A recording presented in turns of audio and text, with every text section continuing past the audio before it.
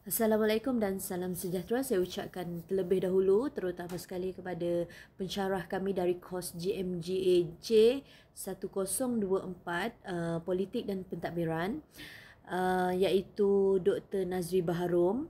Kami dari grup Ipoh, kumpulan kami terdiri daripada 4 orang ahli kumpulan, iaitu saya sendiri, Zuriati binti Muhammad, Nofarisha Edrina, Nur Sheila dan Nur Ain Syahidah.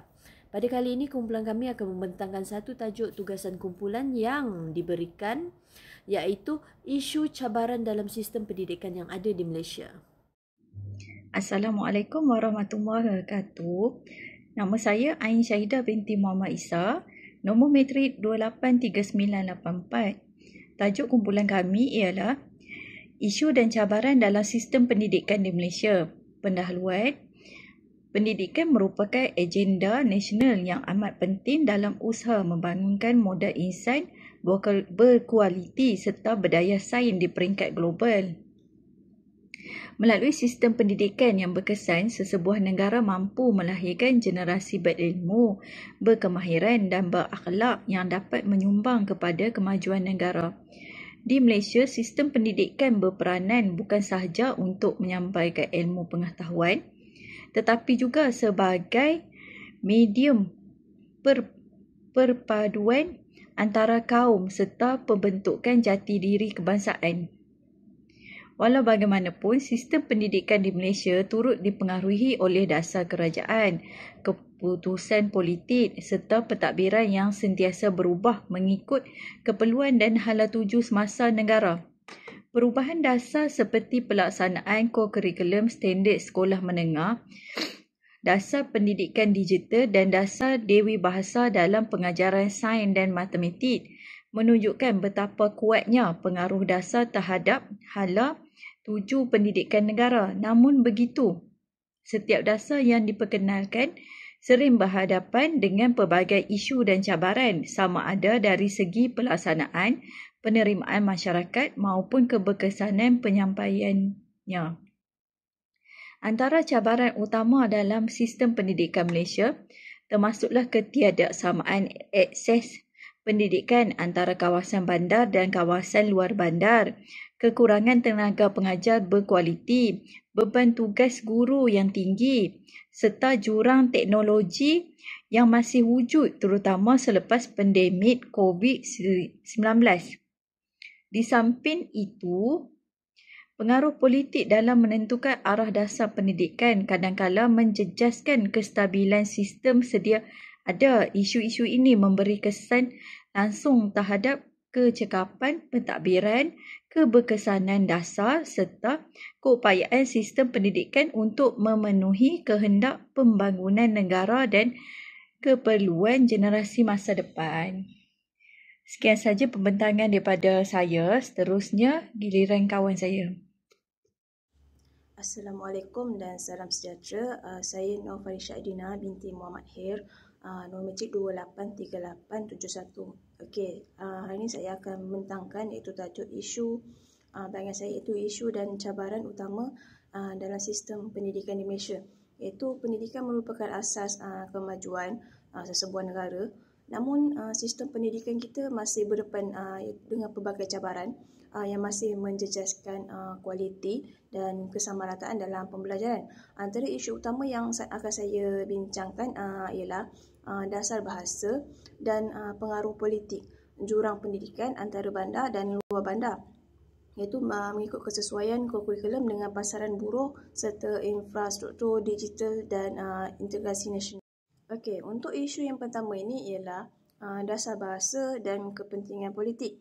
Iaitu bahasa bukan sahaja sekadar alat komunikasi, tapi ia juga lambang identiti nasional.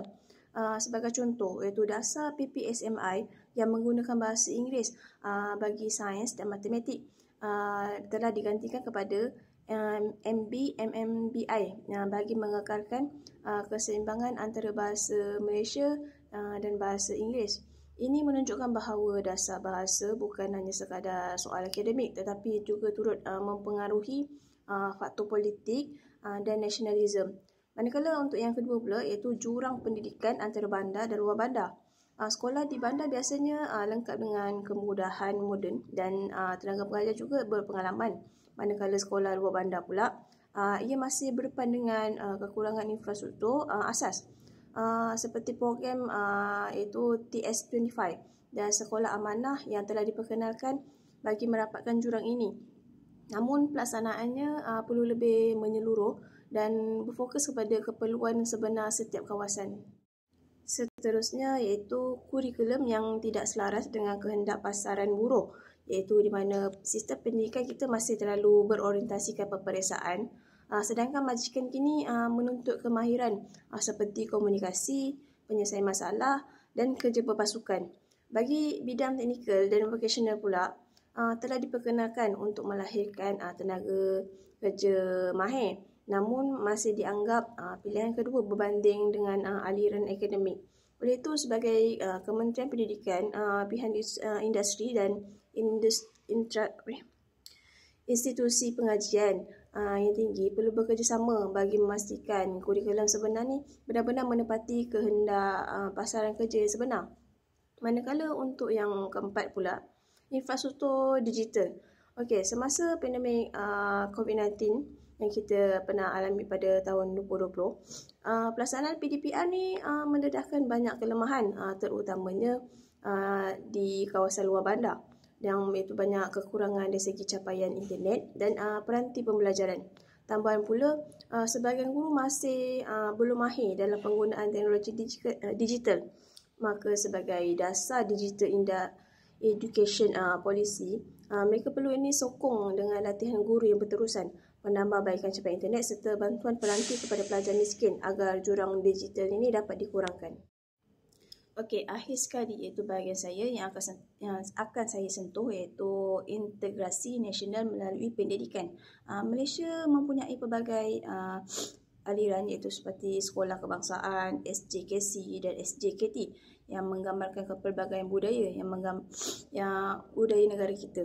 Namun begitu, sistem ini secara tidak langsung boleh mengurangkan interaksi antara pelajar yang berlainan kaum.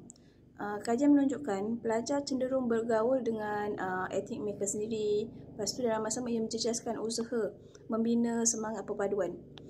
Oleh itu, sebagai pendidik, mereka perlu memainkan peranan agar iaitu dapat menyatukan dengan pembanyakan aktiviti bersama antara sekolah yang berlainan, contohnya program sukan, kem kepimpinan dan khidmat masyarakat.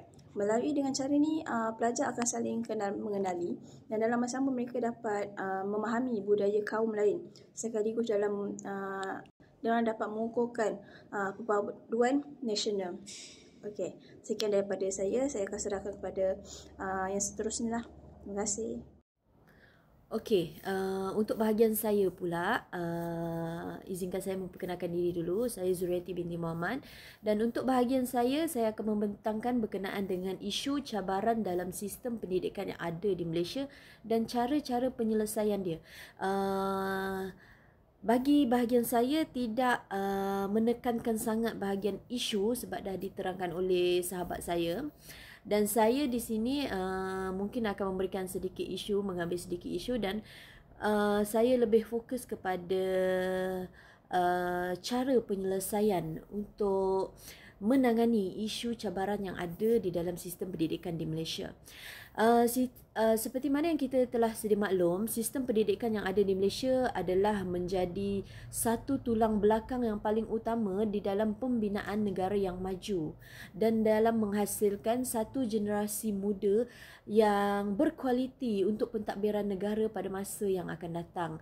Di Malaysia juga ianya adalah satu alat yang paling penting untuk memupuk jati diri, perpaduan dan pembangunan insan. Seterusnya, sistem pendidikan ini pada masa sekarang negara menghadapi pelbagai cabaran dan isu yang perlu ditangani segera untuk memastikan ianya kekal relevan, efektif, inklusif dan relevan pada masa kini dan masa hadapan. Okey, seperti mana yang telah saya bagi tahu tadi, di bahagian saya akan fokus kepada cadangan dan penyelesaian, iaitu daripada 4 bahagian, di mana yang pertama adalah dari segi dasar konsisten untuk mengatasi perubahan dasar yang tidak konsisten akibat daripada faktor politik, agihan sumber yang adil, seperti menghapuskan jurang ketidaksamarataan antara sekolah luar bandar dan dalam bandar. Seterusnya, imbangan dari segi imbang bahasa, iaitu mengimbangi identiti nasional BM dan BI dalam keperluan global, dan pendidikan dari segi digital untuk menyesuaikan diri dari bagi dengan pembelajaran dan perkembangan teknologi dan digitalisasi pada masa yang pada zaman yang makin moden, yang serba canggih sekarang, yang macam-macam pengeluaran teknologi digital yang kita perlu tahu dan pendidik-pendidik perlu tahu untuk diaplikasikan kepada anak murid di sekolah. Okey, yang pertama kita akan tengok cara penyelesaian, antara cara-cara penyelesaian yang kita perlu ambil tindakan dan menjadikan perkara itu penting untuk dilaksanakan bagi menyelesaikan segala isu-isu yang ada.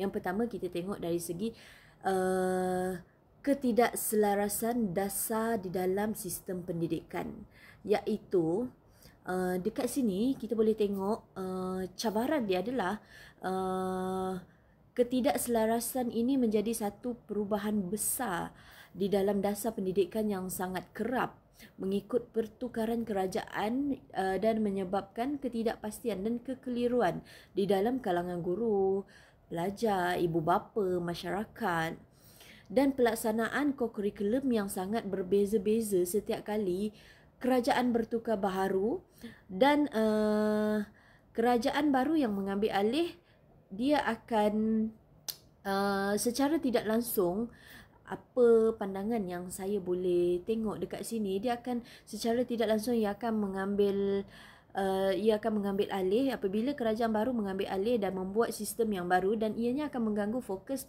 proses pembelajaran pelajar. Sebab kadang-kadang apa yang kita tahu adalah kadang-kadang kerajaan bertukar tidak mengikut keadaan yang telah ditetapkan. Mungkin ada isu-isu yang tidak boleh dielakkan. Jadi apabila kerajaan bertukar, secara tidak langsung sistem pentadbiran negara akan sedikit sebanyak bertukar mengikut kerajaan yang baru, dan ini akan mengganggu sistem-sistem yang sedia ada yang telah dilaksanakan. Dan bagi saya cadangan penyelesaian dia adalah dengan menggubal dasar pendidikan yang konsisten dan berterusan, bebas dari pengaruh politik. Maksudnya even kerajaan bertukar banyak kali ataupun setiap kali kerajaan bertukar, kita mungkin boleh mencadangkan tidak perlu merubah sistem pendidikan itu setiap kali kerajaan itu bertukar, dengan cara menggubal sistem pendidikan yang konsisten. Dan bagi yang menggubal sistem ini, mungkin dia boleh memerhati apa yang perlu digubal dan apa yang perlu ditetapkan untuk supaya apabila naik kerajaan baru, apabila politik bertukar, ianya tidak akan mengganggu sistem pendidikan yang sedia ada. Dan saya cadangkan ianya bebas daripada pengaruh politik. Dan lagi satu, dasar perlu mempunyai tempoh pelaksanaan yang cukup panjang untuk diadaptasi dengan sempurna. Seperti mana yang kita telah sedia maklum, dasar-dasar yang ada adalah kalau dilihat dari segi politik, dianya kerap juga bertukar berdasarkan kerajaan-kerajaan yang bertukar dan sistem-sistem baru yang bertukar. Jadi dekat sini kita boleh mencadangkan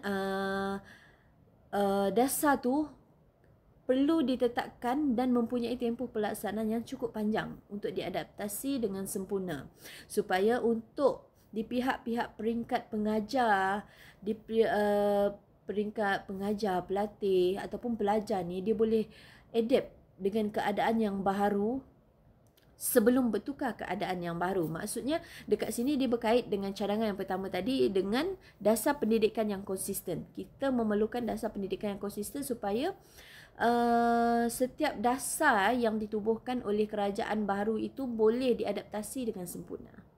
Okey, yang kedua adalah dari segi jurang ketidaksamarataan sumber, di mana terdapat ketidaksamarataan sumber yang ketara dalam agihan sumber yang diberi kepada sekolah-sekolah dalam bandar dan luar bandar. Dekat sini kita boleh tengok sebagai contoh, sekolah dalam bandar, sekolah dalam bandar, dia mempunyai sistem pendidikan dari segi teknologi yang sangat update, yang sangat terkini mengikut peredaran zaman, di mana mempunyai makmal komputer, perpustakaan yang lengkap, guru yang berkelayakan tinggi yang sesuai untuk mengajar setiap subjek-subjek yang terbaru mengikut peredaran masa dari masa ke semasa.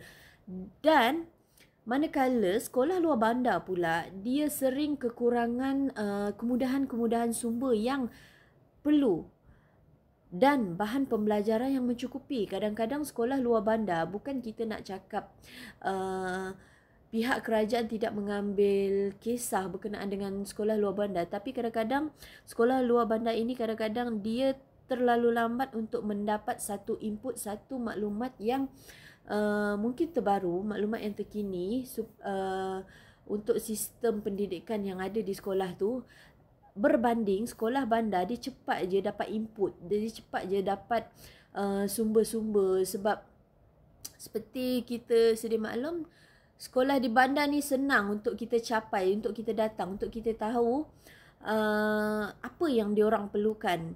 Dan manakala sekolah luar bandar pula mungkin agak lambat sikit bagi setengah pihak untuk mengesan apa yang mereka perlukan, apa yang mereka tidak perlu. Jadi dekat sini dia akan mewujudkan satu jurang ketidaksamarataan antara sumber tu. Jadi apa yang kita tengok yang sangat ketara adalah perbezaan dari segi kualiti pendidikan dan jurang pencapaian yang ketara selain daripada sumber. Dan tindakan yang diperlukan, cara penyelesaian yang diperlukan adalah pihak berkuasa perlu memastikan agihan peruntukan, dan kemudahan yang dilakukan perlu dilakukan secara adil dan telus dengan fokus khusus kepada kawasan-kawasan yang memerlukan. Okey. Cabaran seterusnya yang kita boleh tengok adalah dari segi imbangan bahasa antara bahasa Melayu dan bahasa Inggeris, di mana sistem pendidikan perlu mengimbangi pengukuhan bahasa Melayu sebagai identiti nasional dan penguasaan bahasa Inggeris sebagai untuk persiapan untuk keperluan global. Dekat sini kita boleh tengok, dekat slide ni kita boleh tengok bahasa Melayu dan bahasa Inggeris, di mana bahasa Melayu adalah merupakan satu bahasa kebangsaan, lambang perpaduan dan identiti budaya. Dari segi cabaran kurikulum dia, bagaimana mengimbangi kedua-dua bahasa tanpa perlu mengorbankan salah satu bahasa. Dan bahasa Inggeris pula adalah keperluan utama dalam akademik, teknologi dan perniagaan antarabangsa. Dan kekurangan penguasaan bahasa Inggeris ni adalah ianya boleh membataskan peluang kerjaya dan pendidikan dari segi peringkat antarabangsa. Dan apa jalan penyelesaian yang kita boleh ambil dari isu ini adalah pendekatan dwibahasa yang interaktif, di mana bahasa Melayu sebagai bahasa pengantar utama dan bahasa Inggeris adalah sebagai bahasa kedua yang perlu diperkukuh. Jadi dekat sini apa yang kita boleh tengok, kedua-dua bahasa kita perlu mengambil kira, kita perlu menganggap kedua-dua bahasa ini adalah penting untuk masa sekarang dan masa akan datang bagi generasi-generasi baru. Dan selain itu untuk kesiapsiagaan global, di mana pelajar bersedia menghadapi cabaran global tanpa kehilangan jati diri nasional. Jadi dia dekat sini antara bahasa Melayu dan bahasa Inggeris. Bahasa Melayu kita tak jadikan ianya bahasa pengantar utama, bahasa ibunda untuk negara kita Malaysia, manakala bahasa Inggeris pula perlu diperkukuh untuk kegiatan global pada masa akan datang. Dan selain itu bagi saya untuk peluang kerjaya, di mana sekarang lebih banyak peluang-peluang kerjaya di luar negara yang kita boleh ambil untuk menimba pengalaman, ataupun kita boleh memperkukuhkan bahasa BI ini bukan sahaja dari segi peluang kerjaya, malah kadang-kadang ada je generasi muda, anak muda yang mendapat peluang untuk belajar di luar negara. Jadi di luar negara, bahasa Inggeris adalah bahasa yang penting untuk kita pelajari untuk berkomunikasi dengan orang yang dengan orang luar negara selain daripada Malaysia. Okey, cabaran yang keempat yang kita boleh tengok dekat sini adalah dari segi integrasi teknologi digital, di mana kita boleh tengok dekat sini terdapat 3 bahagian yang menjadi isu dan cabaran utama di dalam teknologi digital ini, di mana yang pertama adalah dari segi akses infrastruktur.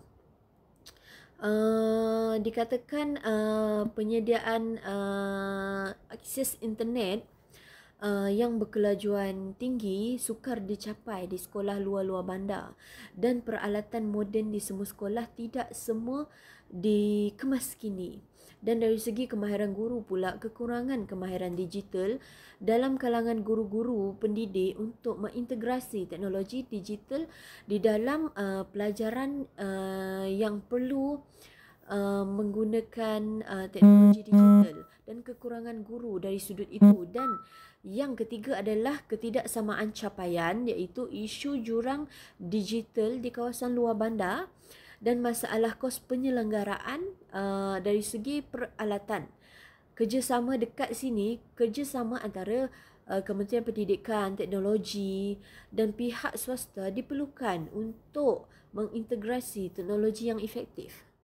Dan penyelesaiannya dekat sini kita boleh tengok dari segi pembangunan kemahiran digital di kalangan guru, iaitu guru perlu menjadi salah satu ejen perubahan utama di dalam dunia yang serba digital. Dan kita boleh tengok dekat sini 3 penyelesaian dia adalah dari segi latihan yang berterusan, berintegrasi di dalam kurikulum, dan ianya boleh membantu pelajar untuk membimbing pelajar bagi menyesuaikan diri dengan keperluan dunia digital yang berlaku pada masa yang sekarang. Dan kesimpulan daripada bahagian ini adalah dari segi usaha bersepadu demi masa depan pendidikan di negara kita, iaitu cabaran sistem pendidikan, kita memerlukan lebih perhatian yang serius dan penyelesaian secara menyeluruh, di mana kejayaan kita bergantung pada kerjasama daripada semua pihak untuk melaksanakan satu sistem yang terkini mengikut peredaran zaman, tak kira dari segi pembelajaran ataupun dari segi teknologi untuk masa yang akan datang. Dan melalui usaha yang bersepadu, sistem pendidikan Malaysia dikatakan mampu mencapai ataupun mencipta generasi yang bukan sahaja cemerlang dari segi akademik, malah juga berakhlak mulia dan berwawasan tinggi yang luas demi negara yang lebih gemilang pada masa yang akan datang. Assalamualaikum, saya Nusila binti Muhammad Ishak, nombor matrik 284151. Saya akan menerangkan mengenai kesimpulan. Sebagai kesimpulan, sistem pendidikan di Malaysia bukan sekadar berkaitan dengan proses pembelajaran, tetapi juga sangat berkait rapat dengan politik dan pentadbiran negara. Setiap dasar yang diperkenalkan oleh kerajaan memberi kesan langsung kepada hala tuju pendidikan kita. Antara cabaran utama yang dihadapi termasuklah isu bahasa, jurang antara kawasan bandar dan luar bandar, perubahan kurikulum, penerapan teknologi serta usaha membina perpaduan. Semua ini menunjukkan bahawa pendidikan adalah satu bidang yang kompleks dan memerlukan perancangan serta pelaksanaan dasar yang bijak. Oleh itu, pelajar perlu dilatih untuk berfikir secara kritis dan peka terhadap isu nasional agar kita mampu menjadi generasi yang berilmu, berdaya saing serta mampu menyumbang kepada perpaduan dan kemajuan negara. Sekian, terima kasih.